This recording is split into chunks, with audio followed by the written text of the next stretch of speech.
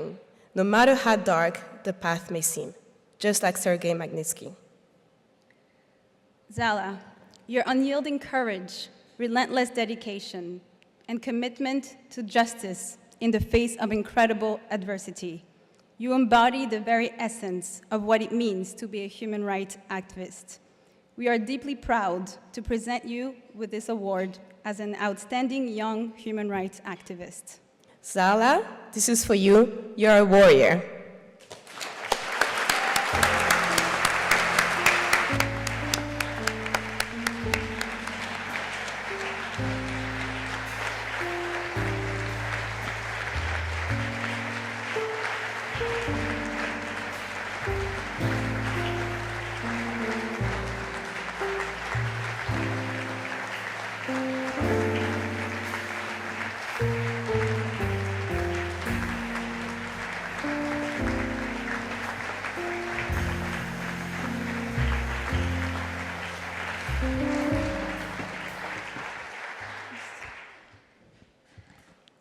Thank you a lot for having me here. And today, me and my brother Ibad, we're gonna tell you a story.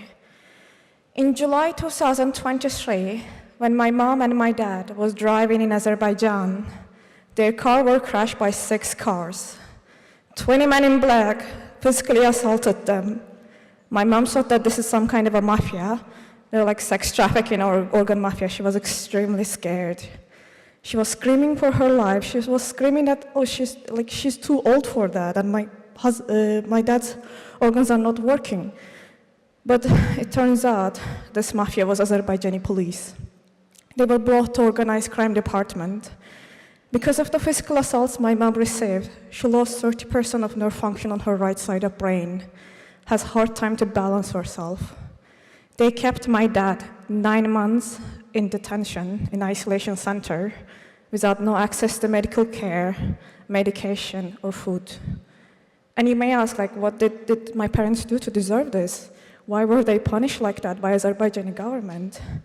My dad, Aleksey professor, Dr. Qubad İbadoğlunun, investigated money laundering, corruption, and environmental effect of oil and gas industry. It's not only that Azerbaijani oligarchs has 5 cars, 5 houses, but also he investigated how they have same channels with Russia to money launder to UK, but also corrupt politicians. My dad also investigated how Azerbaijan buys oil and gas from Russia and then pumps it to the West, and what government is trying to do to silence him. Not only that, he wanted to change the future. He opened a scholarship foundation in UK to get confiscated money by UK government from all Azerbaijani oligarchs, so that Azerbaijani students can have an access to education, can actually come to UK and Western countries, study abroad, and learn the values of UK about human rights and democracy, because that's the only way to change the world, and that's the only way to change also Azerbaijan and many dictatorship. For my dad, it wasn't only about fight for Azerbaijan, but it was about fight for our security in Western world, not only against Azerbaijan, but also Russia, but also against Kazakhstan, as he was investigating the oil and gas industry there as well. And now our family is fighting for his life, because he has heart aneurysm, which means that his heart artery can crack and he can die anytime, and he needs heart surgery. I actually also want to talk about another case from Azerbaijan, which my dad described him as an angel when he met him in the detention center.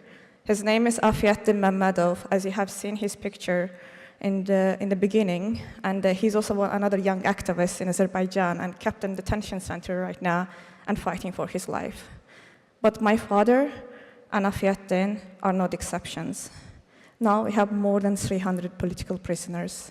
We are hosting COP29, and we have not a single independent voices in the COP event.